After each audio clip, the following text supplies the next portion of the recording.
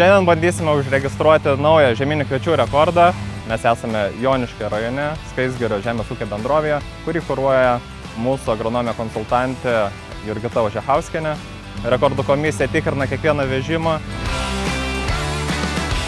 Šiame lauke yra pasėta žieminių kviečių veislė LG Ceramic, kuri pasižymi ypač aukštu derlingumu. Aplinkui žinome, kad šiemet žieminių kviečių derliai nėra stebuklingi, nėra kažkokie kosmiški, svyruoja, kiek girdėjome, apie 7 tonos, o mes pabandysime užregistruoti šiandien daugiau nei 9,5 tonos ir į viršų.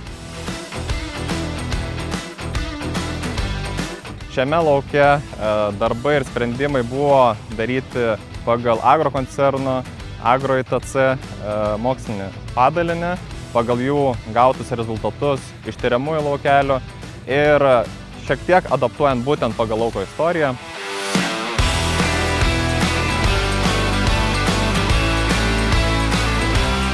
Tai būtent norėtume padėkoti savo Agro-ITC komandai, ypač daktarai Eglei Petraitienei, kuri tiesiog dieną naktį dirba su savo komanda, teikia visą medžiagą, visų technologijų medžiagą būtent mūsų bandymuose laukeliuose Lietuvos sąlygomis, kad ūkininkai galėtų paimti tas technologijas ir būtent taikyti savo laukam.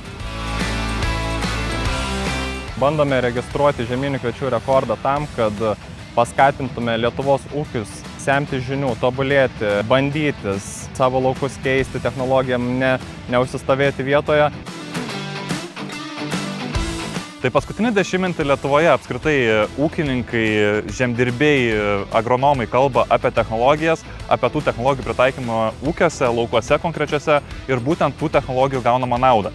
Kalbant paprastai, tiesiog galime traktuoti kaip pagal lietuvišką virtuvę. Turime lietuviškus kotletus ir turime Michelino lygio restorano kokybę.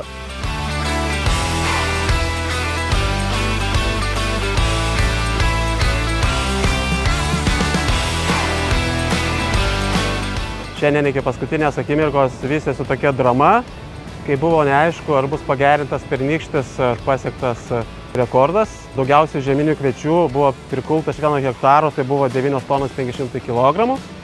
Bet Rekordų akademija džiaugsmingai gali visus nuraminti.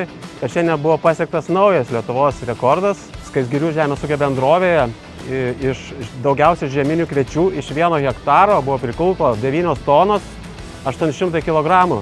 Smagu, kad žmonės nenustoja, ne tik svajoja, bet ir siekia.